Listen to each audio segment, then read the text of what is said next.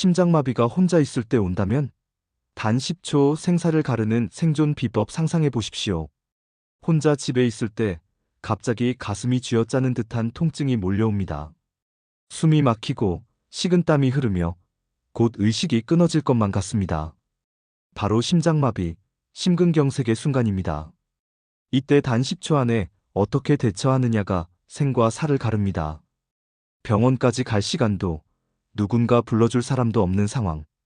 이때 당신은 무엇을 해야 살아남을 수 있을까요?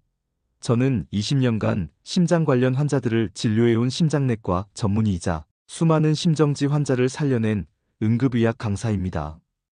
의료 현장에서 매일같이 마주하는 사실은 하나입니다. 심장마비는 예고 없이 찾아오고 초기 대응이 생명을 좌우한다는 것입니다.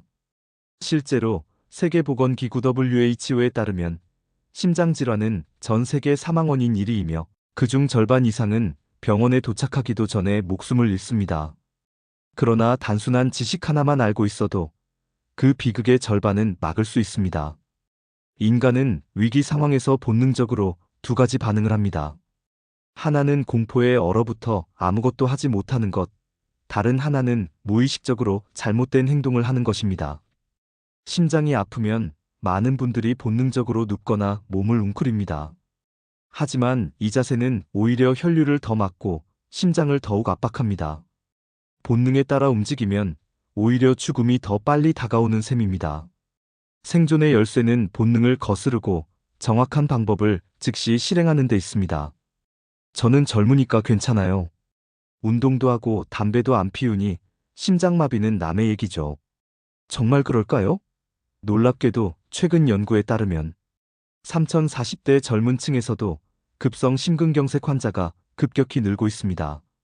스트레스, 불규칙한 생활, 과식, 음주, 카페인 과다 섭취 등이 복합적으로 심장에 부담을 주고 있습니다.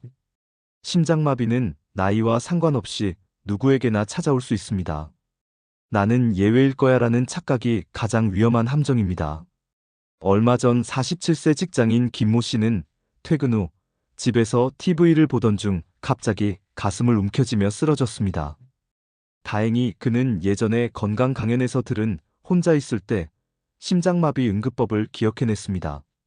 그는 억지로 기침을 반복하며 심장에 압박을 주었고 스스로 핸드폰을 잡아 119에 전화를 걸 수 있었습니다.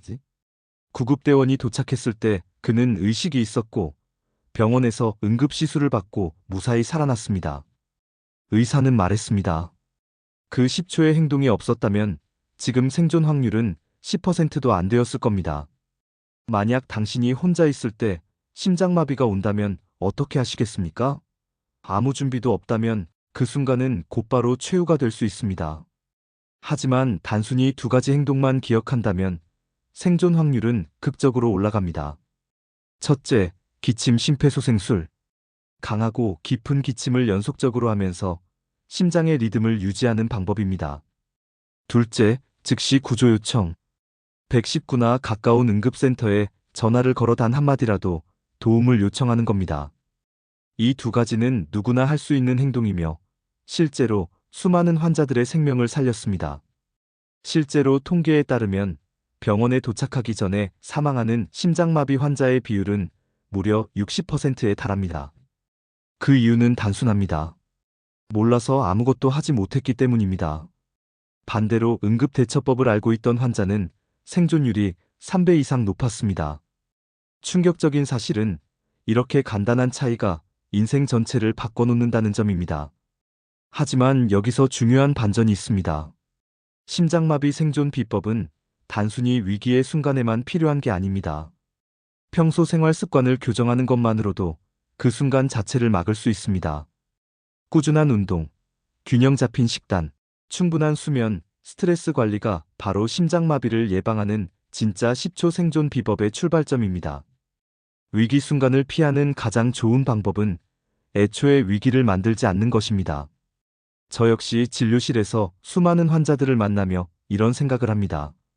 왜 조금만 더 일찍 알지 못했을까? 환자들의 후회는 너무 늦게 찾아옵니다. 하지만 지금 이 영상을 보는 당신은 아직 기회가 있습니다. 혹시 혼자 있을 때 심장마비가 찾아온다면 두려움에 얼어붙지 말고 제가 알려드린 10초 생존법을 기억하십시오. 그리고 오늘부터 생활 습관을 조금씩 바꿔가십시오. 저는 당신이 건강하게 오래 살아가기를 누구보다 간절히 바랍니다. 심장마비는 갑자기 오지 않는다? 당신이 놓치고 있는 전조 증상. 7가지. 많은 사람들은 심장마비가 예고 없이 번개처럼 찾아온다고 믿습니다. 그러나 진실은 다릅니다. 대부분의 심장마비는 작은 신호를 보냅니다. 그 신호를 알아채지 못해 위기를 맞는 것입니다. 만약 오늘 당신이 느낀 가슴 두근거림이나 숨가쁨이 단순한 피곤함이 아니라 심장의 비명이라면 어떨까요? 저는 수천 명의 심혈관 질환 환자를 진료한 내과 의사로서 단언합니다. 심장마비는 갑자기 터지는 사건이 아니라 오랫동안 쌓여온 경고의 결말입니다. 미국 심장협회 AHA의 연구에 따르면 심근경색 환자의 85% 이상이 최소 며칠 전부터 경고 신호를 보냈습니다. 문제는 환자 본인이 그것을 그저 피곤해서, 나이 들어서, 소화가 안 돼서라고 무시했다는 점입니다. 인간의 본능은 불편함을 최소화하려 합니다. 가슴 통증이 와도 하루 이틀 지나면 괜찮아지겠지라고 넘기고 숨이 차도 체력이 떨어졌나 보네 하고 합리화합니다. 본능은 불안을 줄이려는 방향으로 해석하지만 몸은 계속해서 신호를 보냅니다. 결국 본능을 믿고 무시한 대가가 갑작스러운 죽음으로 돌아옵니다. 전조 증상? 저는 그런 거 못 느꼈는데요. 이렇게 반문하는 분들도 있습니다. 사실 증상이 항상 극적이지는 않습니다. 가슴을 쥐어짜는 듯한 전형적인 통증보다 소화불량이나 턱팔등 통증 같은 비특이적 신호가 더 흔합니다. 특히 여성과 고령 환자에게는 가슴 통증이 전혀 없이 심장마비가 오기도 합니다. 즉, 나는 괜찮다는 착각이야말로 가장 치명적인 적입니다. 실제로 제가 진료했던 62세 여성 환자분은 한 달 전부터 체한 듯한 속쓰림과 턱 통증을 호소했습니다. 내과, 치과를 전전하며 위염이나 치통으로 진단받았지만 약을 먹어도 나아지지 않았습니다. 결국 어느 날 새벽 심한 호흡곤란과 함께 응급실로 실려왔고 검사 결과는 급성 심근경색이었습니다. 다행히 빠른 시술로 목숨을 건졌지만 그녀는 후회했습니다. 그때 그냥 위장약으로 버티지 말고 검사를 받을걸. 이처럼 전조 증상을 알아채는 것은 단순한 건강관리가 아니라 생명을 지키는 일입니다. 그렇다면 심장마비의 전조 증상은 무엇일까요? 가슴 중앙부의 압박감과 조이는 통증, 이유 없는 극심한 피로감, 걸을 때 숨이 차고 호흡곤란, 턱어깨 팔등으로 번지는 통증, 식은땀과 어지럼증, 구토, 체한 듯한 속쓰림이나 위장 불편, 잠잘 때 찾아오는 가슴 답답함. 이 중 하나라도 반복된다면 심장은 이미 도움을 요청하고 있는 것입니다. 놀라운 사실은 전조 증상을 경험한 사람 중 절반 이상이 병원을 찾지 않았다는 점입니다. 그 이유는 설마 내가 심장병일까? 라는 자기 부정 때문이었습니다. 하지만 이들의 상당수가 결국 몇 주 안에 심근경색으로 쓰러졌습니다. 작은 신호를 무시한 대가가 큰 충격으로 되돌아온 것입니다. 그러나 반전의 소식도 있습니다. 전조 증상을 일찍 발견해 병원을 찾은 사람들의 90%는 심장마비를 막았습니다. 약물 치료, 생활습관 교정, 간단한 시술만으로도 충분히 예방이 가능했던 것입니다. 심장은 늘 미리 SOS를 보냅니다. 그것을 알아차리는 순간 위기는 기회로 바뀝니다. 저 역시 바쁘다는 이유로 제 몸의 신호를 무시했던 적이 있습니다. 피곤해서 그렇겠지 하며 넘겼던 두통과 가슴 답답함이 사실 고혈압 전조 증상이었습니다. 다행히 검진을 통해 조기에 발견하고 관리할 수 있었습니다. 그래서 환자들에게 이렇게 말합니다. 작은 불편함을 무시하지 마세요. 그 사소한 신호가 당신을 살릴 수도 있습니다. 심장은 우리가 먹는 음식으로 만들어진다. 생명을 살리는 식습관 7가지 약보다 강력한 치료제는 바로 식탁 위의 음식입니다. 매일 먹는 음식이 심장을 튼튼하게도 무너뜨리기도 합니다. 심근경색, 뇌졸중 같은 치명적인 심혈관 질환은 사실 매일의 식습관에서 조용히 자라납니다. 지금 당신이 집어든 그 한 입이 심장을 살릴 수도, 서서히 죽일 수도 있다는 사실을 아시나요? 저는 심장내과 의사로 수천 명의 환자들과 함께해 왔습니다. 수술실에서 생사를 오가는 응급 상황을 수없이 목격했죠. 하지만 더 충격적인 사실은 따로 있었습니다. 환자들의 대다수는 이미 수년 전부터 잘못된 식습관으로 심장을 망가뜨려 왔다는 것입니다. 미국 하버드 의대 연구에 따르면 식습관만 올바르게 유지해도 심장질환의 위험을 70% 이상 줄일 수 있다고 합니다. 약보다, 수술보다 생활 속의 음식 선택이 더 강력한 힘을 발휘한다는 뜻입니다. 인간의 본능은 달고, 짜고, 기름진 음식을 갈망합니다. 이는 원시시대부터 에너지를 저장하기 위한 생존 전략이었죠. 그러나 풍요의 시대에 이 본능은 도구로 변했습니다. 패스트푸드, 가공식품, 과도한 당분과 나트륨은 심장을 서서히 잠식합니다. 본능이 원하는 대로 먹으면 결국 혈관은 막히고 심장은 무너집니다. 즉, 식습관은 본능을 거슬러야만 지킬 수 있는 생존의 기술입니다. 저는 운동을 열심히 하니까 괜찮아요. 저는 기름진 음식 잘 안 먹어요. 이런 말을 자주 듣습니다. 그러나 운동만으로 모든 걸 해결할 수 없습니다. 운동선수도 잘못된 식습관으로 고혈압과 고지혈증에 걸립니다. 또 겉으로 기름지지 않은 음식에도 숨은 소금과 당이 가득합니다. 예를 들어라면 한 그릇의 나트륨은 하루 권장량을 초과하고 건강식으로 착각하는 시리얼도 설탕이 듬뿍 들어 있습니다. 나는 괜찮다는 착각이야말로 가장 위험한 반박입니다. 한 55세 남성 환자는 고기와 술을 좋아했습니다. 나는 체격도 크고 운동도 하니까 괜찮아라며 생활을 이어가던 그는 결국 심근경색으로 응급실에 실려왔습니다. 수술 후 그는 식습관을 철저히 바꿨습니다. 채소와 통곡물을 늘리고 술을 줄이고 소금을 제한했습니다. 1년 뒤 그의 혈관은 놀라울 정도로 깨끗해졌고 약물 용량도 줄일 수 있었습니다. 그는 말했습니다. 의사가 아니라 밥상이 나를 살렸습니다. 그렇다면 심장을 살리는 식습관은 무엇일까요? 채소와 과일은 혈관을 청소하는 섬유질과 항산화제를 제공합니다. 통곡물은 백미 대신 현미, 귀리, 보리로 혈당을 조절합니다. 불포화 지방은 올리브유, 견과류, 생선의 오메가3에서 얻을 수 있습니다. 저지방 단백질은 두부, 콩, 닭가슴살로 보충할 수 있습니다. 소금을 줄이고 천연 향신료를 활용하는 저염식, 혈액순환을 원활히 하는 충분한 수분 섭취, 그리고 절제된 음주까지 이 7가지 습관만 실천해도 심장은 강철처럼 버틸 수 있습니다. 세계보건기구 WHO는 심혈관 질환으로 인한 전 세계 사망자의 3분의 1이 잘못된 식습관 탓이라고 발표했습니다. 즉, 매년 수백만 명이 약이나 수술이 아니라 식탁에서의 선택 때문에 죽어간다는 것입니다. 충격적이지 않습니까?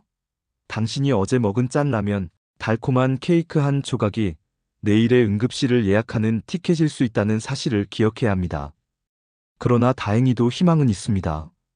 심장은 회복력이 놀라울 정도로 강합니다. 나쁜 식습관을 수십 년간 이어온 사람도 단 몇 달의 식습관 교정으로 혈압과 콜레스테롤 수치가 정상화됩니다. 연구에 따르면 채식 위주의 식단으로 바꾼 환자의 82%가 6개월 만에 협심증 증상이 호전되었습니다. 이미 늦었다고 생각하는 순간에도 심장은 여전히 다시 뛸 준비를 하고 있습니다. 저 역시 바쁜 생활 속에서 인스턴트 음식과 커피에 의존하던 시절이 있었습니다. 어느 날 혈압이 급상승하며 어지럼증을 느끼고 나서야 생활을 돌아봤습니다. 식단을 고치자 불과 몇 주 만에 몸이 가벼워지고 머리가 맑아졌습니다. 그래서 환자들에게 이렇게 말합니다. 저도 당신과 똑같이 음식에 의지했고 결국 아팠습니다. 그러나 바꾸고 나니 달라졌습니다. 당신도 할 수 있습니다. 심장마비 10초, 당신은 준비되어 있습니까? 응급상황 대처 훈련법. 심장마비는 단 10초 만에 의식을 잃게 만들 수 있습니다. 그 순간 옆에 있는 사람이 올바르게 대처하느냐에 따라 생존율은 하늘과 땅 차이가 납니다. 그런데 묻고 싶습니다. 만약 지금 당신의 가족이 눈앞에서 쓰러진다면 당신은 무엇을 할 수 있습니까? 그냥 119만 기다릴 건가요? 아니면 즉시 생명을 살릴 행동을 할 수 있나요? 저는 응급의학과에서 수많은 심정지 환자를 살려온 의사이자 일반인을 대상으로 심폐소생술 교육을 해온 강사입니다. 미국 심장협회 AHA 가이드라인에 따르면 목격자가 즉시 심폐소생술을 실시하면 생존율은 23배 높아집니다.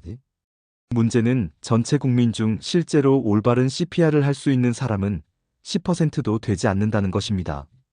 지식이 없는 게 아니라 훈련이 부족하기 때문입니다. 인간은 위기 상황에서 당황하거나 도망치려는 본능이 강합니다. 눈앞에서 사람이 쓰러지면 대부분의 사람은 누가 대신 해주겠지라는 심리로 뒤로 물러섭니다. 심지어 가족조차도 손발이 굳어 아무 행동도 못하는 경우가 많습니다. 그러나 응급 상황에서의 몇 초 망설임은 곧 심장세포 수천만 개의 사망을 의미합니다. 본능을 따라 멈추는 순간 생명은 꺼져갑니다. 저는 의료인이 아니니까 못해요. 괜히 했다가 잘못되면 책임져야 하는 거 아닌가요? 이런 반응을 자주 듣습니다. 그러나 법적으로도 응급 상황에서의 응급처치는 선의의 행동으로 보호받습니다. 무엇보다 아무것도 안 하는 게 가장 큰 잘못입니다. 실제로 가슴 압박을 조금 서툴게 하더라도 심장은 산소를 공급받아 생명을 유지할 가능성이 높아집니다. 즉, 완벽하지 않아도 하는 게 정답입니다. 얼마 전 한 아버지가 아이 앞에서 쓰러졌습니다. 놀란 아이는 유튜브에서 본 심폐소생술 영상을 기억해냈습니다. 작은 가슴으로 아버지의 흉부를 꾹꾹 누르며 살아나 아빠 라고 외쳤습니다. 곧 이웃이 달려와 119에 신고했고 구급대가 도착했을 때 아버지는 아직 숨이 붙어 있었습니다. 의사는 말했습니다. 아이의 그 1분 덕분에 아버지는 살아났습니다. 그날 이후 그 아이는 작은 영웅이라고 불렸습니다. 그렇다면 반드시 기억해야 할 응급대처법은 무엇일까요? 첫째, 즉시 119의 신고의 상황과 위치, 환자 상태를 빠르게 전달합니다.